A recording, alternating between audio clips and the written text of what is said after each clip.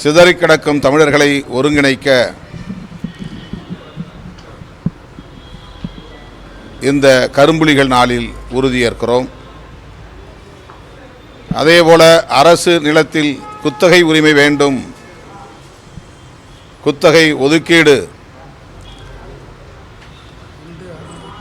பட்டியல் சமூகத்தினருக்கும் பழங்குடியினருக்கும் இடஒதுக்கீட்டு உரிமையைப் போல குத்தக ஒதுக்கீட்டு உரிமையை வழங்க வேண்டும் என்று விடுதலை சிறுத்தைகள் கட்சி நீண்ட காலமாக கோரிக்கை வைத்து வருகிறது. மதுரை மேலூர் அருகே உள்ள சென்னகரம்பட்டி கிராமத்தை சார்ந்த அம்மாசி, வேலு ஆகியோர்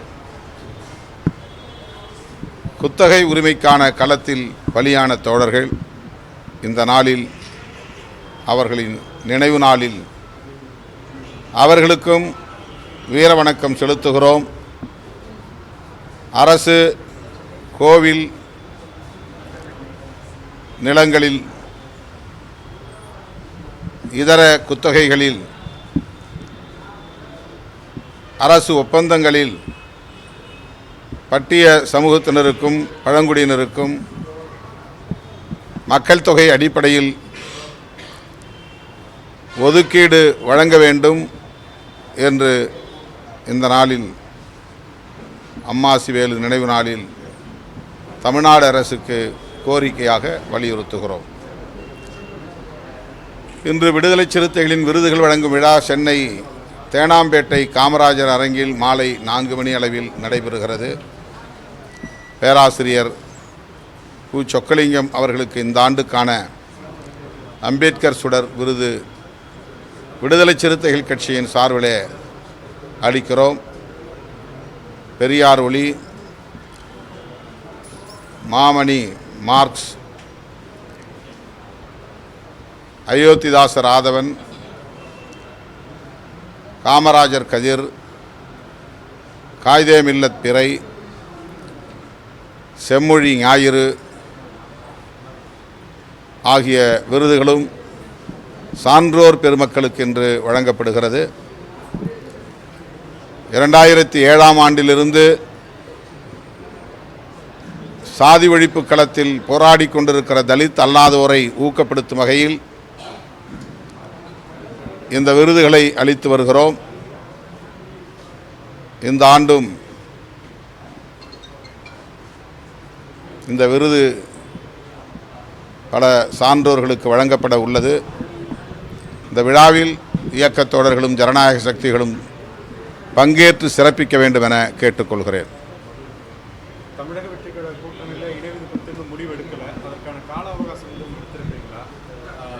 ஏற்கனவே ஒரு ஆலோசனை கூட்டம் நடந்து முடிஞ்சிருக்கு, விரைவில் அடுத்த கூட்டம் நடக்கும்னு பேசியிருக்கிறாரு முதலமைச்சர். அடுத்த கூட்டம் எப்போ நீங்கள் முதலமைச்சர்கிட்ட கேட்டு சொல்லுங்கள். இல்லை, உங்களுடைய முடிவுக்கான கால அவகாசம் இருக்கா? இல்லை, அதான் நாங்கள் எல்லாம் கூடி கலந்து பேசியிருக்கிறோம். எந்த முடிவும் இன்னும் எடுக்கலை. அடுத்து கூடி பேசுவதாக முதலமைச்சர் கூறியிருக்கிறார். அப்போது தெரிய வரும். அதிமுகவை முழுமையாக கைப்பற்றுவோம், 90% நிர்வாகிகள் எங்கள் பக்கம் வரப்போறாங்கன்னு சொல்லி ஆதவர்ஜுனா பேசிட்டு வராரு. அதுக்கேற்ற மாதிரி நிர்வாகிகளும் வந்துருக்காங்க. அதிமுகவை டார்கெட் பண்ணி பணியாற்றுவது எப்படி பார்க்குறீங்க? இது குறித்து இதுவரையில் அதிமுக பொதுச் செயலாளர், மேனாள் முதலமைச்சர் அண்ணன் எடப்பாடி பழனிசாமி அவர்கள் எதுவுமே கருத்து சொல்லவில்லை. ஊடகவியலாளர்களும் அதிமுக பொதுச் செயலாளரிடம் கேட்க வேண்டிய கேள்விகளை எங்களை போன்றவரிடத்தில் தொடர்ந்து கேட்டுக்கொண்டிருக்கிறீர்கள்.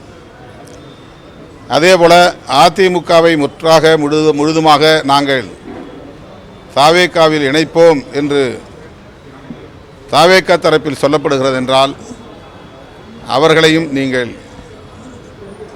இது சரியா, ஜனநாயகமா, அரசியல் அறமா என்ற கேள்வியை கேட்க வேண்டும். ஆனால் சம்பந்தமில்லாமல் தாவேகாவும் இல்லாத அதிமுகவும் அல்லாத எங்களை போன்றவரிடத்தில் நீங்கள் எழுப்புகிற கேள்வி பொருத்தமில்லாததாக இருக்கிறது. அதான் இதுக்கு எல்லாத்துக்குமே நீங்கள் அவங்க 2 பேர் தான் பதில் சொல்லணும். 3 கட்சிகள் குதிரை பேரத்திற்கான புகார் கொடுத்துருக்குறாங்க. பாஜக, திமுக, அதிமுகன்னு சொல்லி கவர்னரிடம் வந்து புகார் கொடுக்கப்பட்டிருக்கு. தமிழ்நாடு அரசு மீதான விமர்சனமும் வைக்கப்பட்டிருக்கு. இல்லை, அது உண்மையாக இருந்தால் விசாரித்து உரிய நடவடிக்கை எடுக்க வேண்டும். ஆளுநருக்கு அந்த அதிகாரம் இருந்தால் அவர் அதில் உடனடியாக தலையிட வேண்டும்.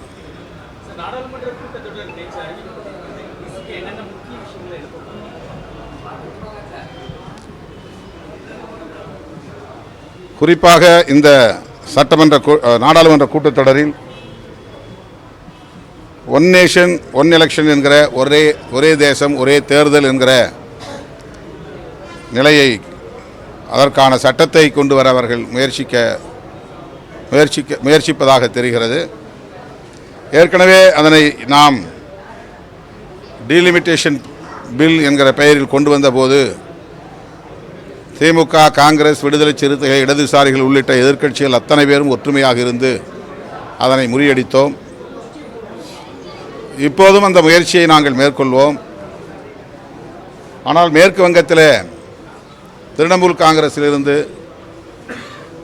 நாடாளுமன்ற உறுப்பினர்களை 20 பேரை அந்த கட்சியிலிருந்து வெளியேற்றி அரசியல் சூதாட்டம் ஆடுகிற நிலையை நாம் பார்க்கிறோம்.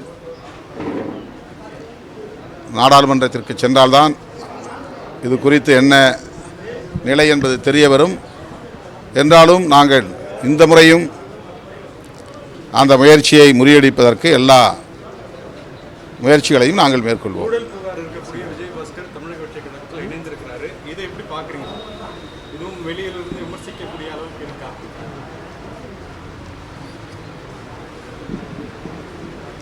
இது அரசியல் களத்தில் இருக்கக்கூடியவன் என்கிற முறையில் நான் பதில் சொல்ல கடமைப்பட்டவனாக இருந்தாலும் கூட இதை நீங்கள் நேரடியாக விஜயபாஸ்கரிடத்தில் கேட்பது தான் முறை, சரி.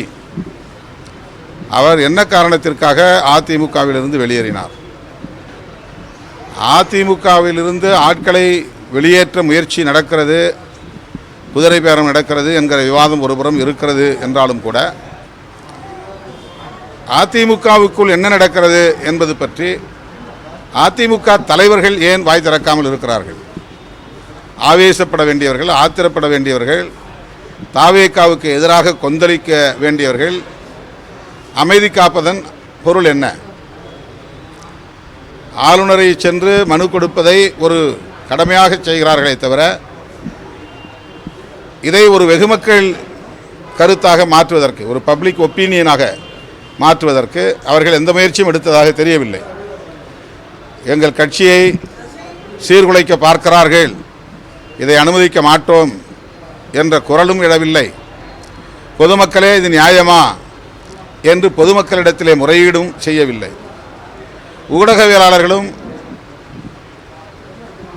அதிமுக தலைமையை பார்த்து எழுப்ப வேண்டிய கேள்வியை எழுப்பாமல், அல்லது குதிரை பேரம் செய்வதாக குற்றம் சாட்டப்படும் கட்சிகளிடத்திலே, கட்சிகளின் தலைவர்களிடத்திலே கேள்வி எழுப்பாமல் இடையிலே இருக்கக்கூடிய எங்களை போன்றவர்களிடத்தில் கேள்வி எழுப்புவதால் எந்த பயனும் இல்லை.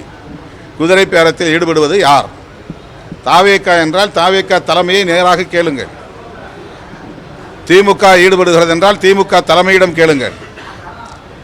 அதிமுக பாதிக்கப்படுகிறது என்றால் அதிமுக தலைமையிடம் இந்த கேள்வியை எழுப்புங்கள். அவர்களிடம் எந்த கேள்வியும் எழுப்பாமல் இதில் திருமாவளவன் என்ன சொல்லுகிறார், அவர் ஏன் மழுப்புகிறார் என்று திரிபுவாதம் செய்வது அர்த்தமில்லாதது, அல்லது அரசியல் புரிதல் இல்லாமல் பேசுகிற பேச்சு. பொதுவாக இந்த கேள்வி மட்டும் சொல்ல, ஊடகங்களில் விவாதம் நடத்தக்கூடிய தோழர்களுக்கு நான் சொல்கிறேன், இதுவரையில் இது மிகவும் முக்கியமான பிரச்சனை தான். தமிழ்நாட்டு அரசியலில் குதிரை பேரம் என்பது மிக மோசமாக நடந்து கொண்டிருக்கிறது என்பது வெளிப்படையாக தெரிகிறது என்றால் அதில் ஈடுபடக்கூடியவர்களை நேரடியாக கேள்வி எழுப்பாமல் அதில் தொடர்பில்லாதவர்களிடத்திலே கேள்வியை எழுப்புவது, அவர் ஏன் பேசவில்லை, இவர் ஏன் பேசவில்லை என்று கேள்வி எழுப்புவது அவர்களின் இயலாமையை காட்டுகிறது. உள்ளபடியே அரசியல் அறத்தின் மீது நம்பிக்கை உள்ளவர்கள் நேரடியாக தாவேகா தலைமையிடம் இந்த கேள்வியை எழுப்புங்கள், பாதிக்கப்படுகிற அதிமுக தலைமையிடம் இந்த கேள்வியை எழுப்புங்கள், அல்லது திமுகவுக்கும் இதில் தொடர்பு இருக்கிறது என்று சொன்னால் திமுக தலைமையிடம் நேரடியாக கேள்வி எழுப்புங்கள். அவர்கள் மக்களிடத்திலே பதில் சொல்லட்டும்.